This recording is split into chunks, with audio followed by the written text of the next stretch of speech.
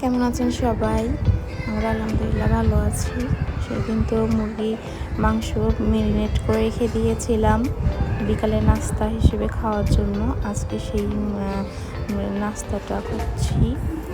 আমি কিছু French fry ভেজে নিয়েছি, ফ্রাই করে নিয়েছি, আর মুরগির মাংসটাও ফ্রাই করে নিয়েছি, আর একটু সিট রুটি বানিয়েছি এর সাথে খাওয়ার জন্য।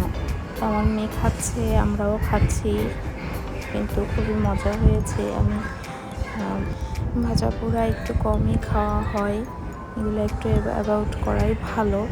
তো আমার মেয়ে স্কুল থেকে আসছে, যেহেতু ওকে একটু নাস্তা বানিয়ে দিয়েছি, ওরা দুই বোন খাচ্ছে, সেই সাথে অল্প কিছু আমরাও খাবো, এই আর কি। আমার মেয়ে ছোটো মেয়ে সস খেতে খুবই পছন্দ করে। এই যে দেখেন কীভাবে নিয়ে যাচ্ছে, চিপস দিয়ে এই সসটা খাবে। তো ঠিক আছে, আমরাও খাই তাহলে। আল্লাহ হাফেজ।